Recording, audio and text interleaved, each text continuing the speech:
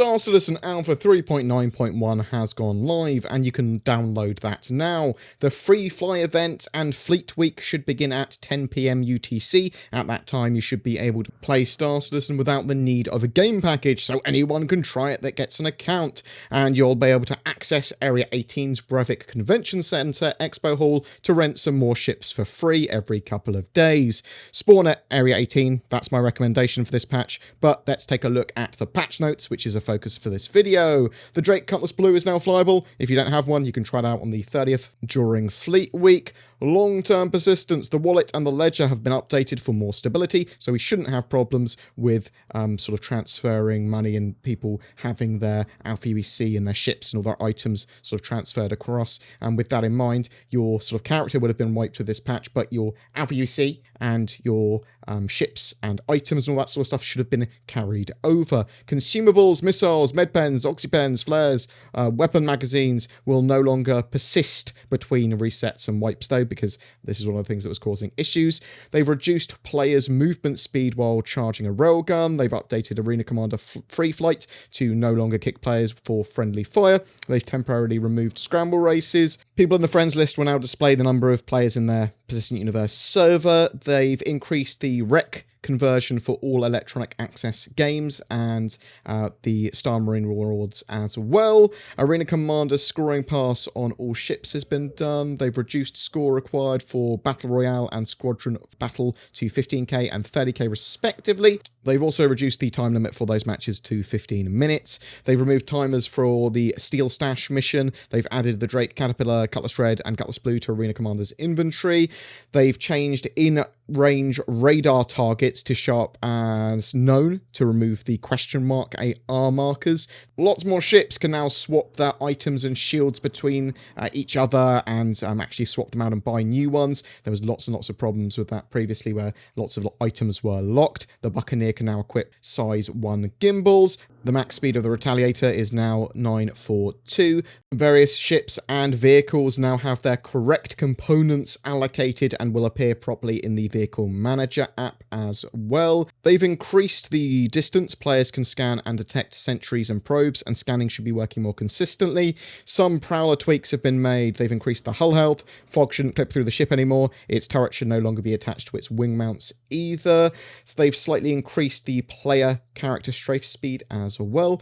Mobiglass apps should no longer shake violently when in use. Vehicle signatures should now work correctly. There have been various fixes to MFDs. There's fixes to various canopies and intrusive reflections. Duplicate static trains should no longer appear in New Babbage and Lorville. I will believe it when I see it. They fixed an issue that could cause high winds to pick up ships and they could get blown away.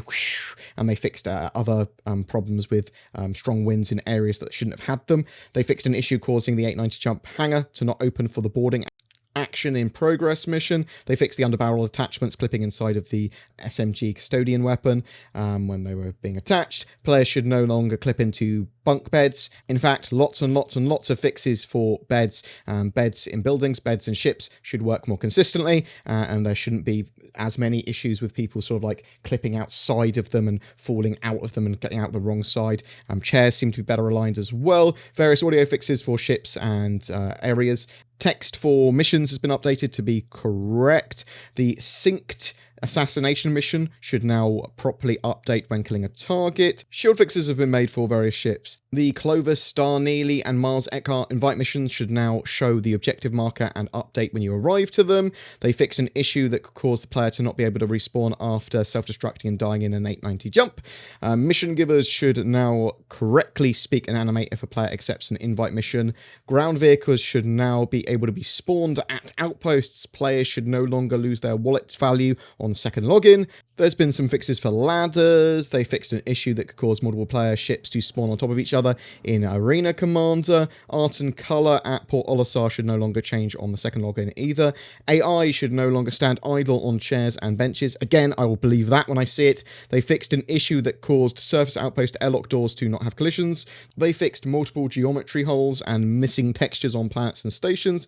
There's been fixes for VoIP voice over IP and hearing and saying things globally when you didn't mean to. Player cameras should no longer start on the floor and raise up to standing after respawning in StarEngine. Comrade turn-on missions should now work properly. The console at Humboldt Mines on Lyria should now have collision. EMPs should work more consistently and not bypass shields when used on a planet or moon, and shouldn't break the synced assassination mission. Players' negative virtue now resets when completing a prison sentence legitimately, allowing them to then do more than just unlawful missions. So once you've completed a prison sentence, you can actually go back into the lawful workforce. Black market kiosks should now be present again at their intended locations. They fixed multiple areas in the G-Lock bar in Area 18, causing players to get stuck and do like a fall animation. Players should no longer become invisible and unusable. Players should no longer spawn without their mobiGlas attached. Duplicate ships should no longer occasionally generate. Alpha UEC should remain consistent after a character reset and should remain consistent from session to session. They fixed an issue that could cause players to lose collision and go into a no-clip state. Players should no longer be given a crime stat for not stopping for a security patrol and should be given an infraction instead. Autopilot should now correctly disengage after triggering it by flying into a restricted area. Authorized execution warrant missions from Hurston should no longer award the player with a homicide crime stat, and they fixed 9 additional server crashes, a server deadlock, and 18 client crashes. So there's actually quite a lot there fixed. There is still a stack of known issues though. The no-fly zone around security docks at all the stations may destroy the player's ship if they enter. That's because of Fleet Week, so bear that in mind. Those are the new big security dock things there. Work around there, keep a safe distance while in a ship or land, and take the elevator to the security dock to watch on foot. Bear that in mind. It might be worth doing that. Just don't get too close to the fleet and the new military docks there. The Cutlass Blue currently has incorrect flight tuning. The Fleet Week display Anvil Carrack has a non-working ICU bed that players will get stuck in if they try to set their ICU, so your respawn point is it. Don't set your respawn point to that. Extra duplicative and static trains can appear at Lawville, New Babbage, and Area 18, and may prevent their usage. So it's not fixed, it's still a known issue. The multi-tool from the prison commissary does not come equipped with an orbit mining attachment, which is a bit annoying if you want to try and mine your way out of prison, and will get merits by mining, is what I should say. If the player exits to menu, disconnects, or crashes during the prison loading screen transition, their loadout will not be changed. Ships can be displayed in an unknown state, unreclaimable and irretrievable. That is one of the major problems that the branch still needs fixed. The PC2 gimbal mounts on freelancers and starfarers do not converge correctly. The personal inner thought wheel does not scale correctly for widescreen usage. All map markers are offset from planet surfaces, which is really annoying as well. There is a visible incorrect reflection on the Super Hornets canopy, and the SCU amount displayed for the 890 jumps cargo capacity is incorrect. So, I haven't had much time to play 3.9.1 live yet. Played a lot of the PTU. Seems like a very stable build. They're about to make the Fleet Week and FreeFly events go live at time of recording within a few hours is the plan. So if you haven't got a Star Citizen account yet, make a Star Citizen account. You can find links down below. If you've got any questions about this latest live release, then I'd love to hear from you in the comments below.